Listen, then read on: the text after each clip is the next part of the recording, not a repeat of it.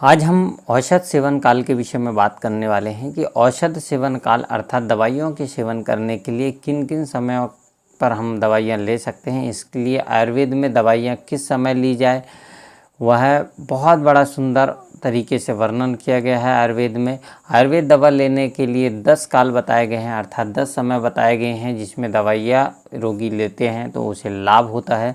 इसमें पहला काल जो देखते हैं तो सिर्फ दवाई लेते हैं अर्थात कि जब लंघन काल का समय होता है, जब रोगी कुछ नहीं खाता है, निराहार रहता है, ऐसे समय में सिर्फ औषधियाँ रोगी को देकर ठीक किया जाता है। तो वह और सिर्फ दवाई का लेना ही लंघन के समय पर होता है। इस स्थिति में यह किन रोगियों पर अप्लाई कर सकते हैं तो जब कफ दोष से दूषित होता है रोगी या कफ प्रकृति वाला रोगी होता है या कफ दोष होता है उसे, तब उसे यह समय दिया जाता है। या फिर कोई बलवान रोगी है, इस परिस्थिति में भी उसे इस प्रकार से दवाइयाँ दी जाती है।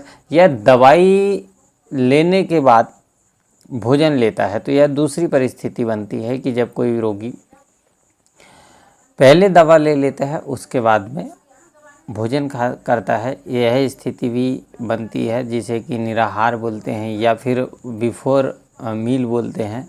यह कंडीशन जो बनती है तो यह अपान वायु की गति विलोम होने पर ही इस प्रकार की कंडीशन बनती है और औषधियाँ दी जाती है तो इससे लाभ होता है।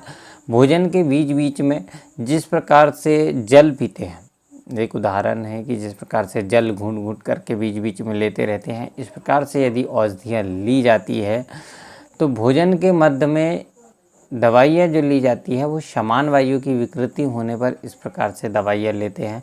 तो यह औषध सेवन का समय बताया जा रहा है कि औषध किस समय पर किस प्रकार से लेते हैं तो वह किन रोगों पर कारगर सिद्ध होती है, इस विषय में हम यहाँ पर अभी देख रहे हैं। भोजन के अंत में चौथा समय आता है कि भोजन के अंत में औषध का प्रयोग करते हैं।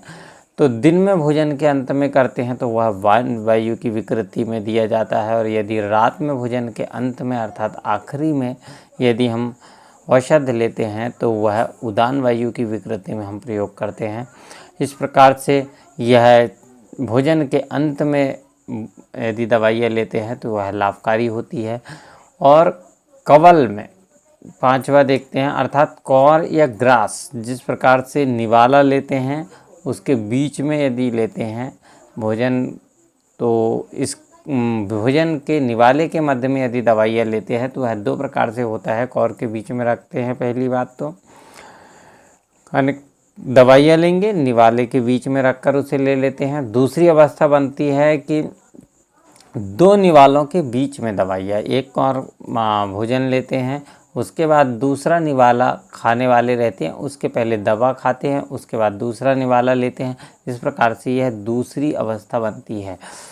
यह हम देख रहे हैं तो प्रत्येक निवाले के साथ यदि भोजन लेते हैं तो प्राण वायु की विकृति में प्रत्येक निवाले के साथ में भोजन लेते हैं दिन भर में अनेक बार दवाइयाँ लेने का, तो यह विष किसी प्रकार का कोई विष शरीर में गया है या विष रोग है तो इस प्रकार की अवस्था में, या वमन हो रहा है, उल्टी की अवस्था बन रही है, या फिर हिचकी लगी हुई है जिसे हिकअप बोलते हैं, या प्यास अधिक लगती है, ऐसी अवस्था में दिन भर अनेक बार औषधियाँ दी जाती है।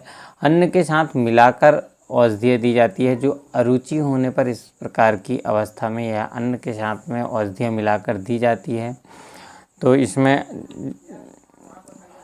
सामुदक बताया गया है कि अन्न से संपुटित करके अर्थात अन्न से मिलाकर इस प्रकार की औषधियाँ दी जाती है तो सामुदक में होता है। और 10वां और अंतिम जो इसका टाइप से बताया गया है वो है सोते समय है अर्थात कॉलर बोन, अर्थात ये इसे कॉलर बोन बोलते हैं। कॉलर बोन से जब ऊपर के रोग होते हैं या नाक कान गले इस टाइप से रोग होते हैं तो यह भोजन रात में सोते समय औषधियाँ दी जाती है तो वह अधिक लाभकारी होती है। तो औषधियाँ किस समय पर दी जाए, किस प्रकार से दी जाए और किन समय पर औषधियाँ दी जाती है तो वह आपके लिए लाभकारी होगी, इसके विषय में हमने आज चर्चाएँ की। आज के लिए इतना ही।